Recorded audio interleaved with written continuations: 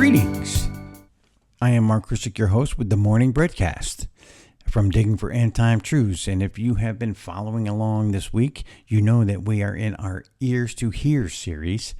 And if you have managed to make it all the way to Friday, you are going to get this one. And this one is the kind of pièce de résistance of the entire series. It really sums up everything that we've been saying. And Jesus just kind of lays it out, right? And I'm going to call this particular episode, How Much Does That Cost? And the subtitle is, Pass the Salt, Please. And we are going to be teaching out of Luke chapter 14, right? And it's going to be Jesus speaking. So let's just pick it up because we got some verses to read through, probably 10 of them. So here we go.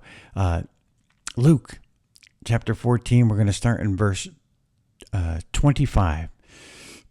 Verse 25 states, Now great multitudes went with him, and he turned and said to them, verse 26, If anyone comes to me and does not hate his father and mother, wife and children, brothers and sisters, yes, and his own life also, he cannot be my disciple. Wow, that is tough words. But he's trying to make a point, so let's continue. And whoever does not bear his cross and come after me cannot be my disciple. Verse 28, For which of you, intending to build a tower, does not sit down first and count the cost, whether he has enough to finish it?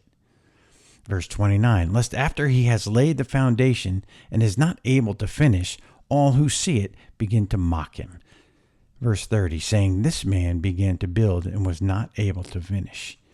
So Jesus is showing us that if you're going to be his disciple, how much does it cost? Okay, and what really is a disciple? And this is a huge word for today because there's a lot of Christians that don't really understand pick up their cross and follow Christ. Christian living has been turned into a gospel where God favors me and he's going to give me everything and I'm his wonderful child and life is going to be wonderful. Jesus talked about a different gospel. He said, if you want to follow me, pick up your cross. And he's really flipping the tables here and saying, listen, following me is really expensive. So, and he goes through, you can't love other people more than me. You can't love your life more than me. And he's saying you need to count the cost, right? Verse 31, he gives another explanation. He says, Or what king going to make war against another king does not sit down first and consider whether he is able with 10,000 to meet him who comes against him with 20,000? So he's saying if you're going to fight a war, know if you're going to win or not, right? Or else, verse 32, or else while the other is still a great way off, he sends a delegation and asks conditions for peace. In other words, he's trying to tell them, listen, you got to count the cost. And if you're going to war, you got to count the cost, okay? Verse 33, he sums it up. So likewise, whoever of you does not forsake all that he has cannot be my disciple. Verse 34, salt is good, but if the salt has lost its flavor, how shall it be seasoned? Verse 35, For it is neither fit for the land nor for the dunghill, but men throw it out. And here's the key word. He who has ears to hear, let him hear. Wow. So this is Jesus telling you the cost of discipleship. And he's saying that we are the salt of the earth.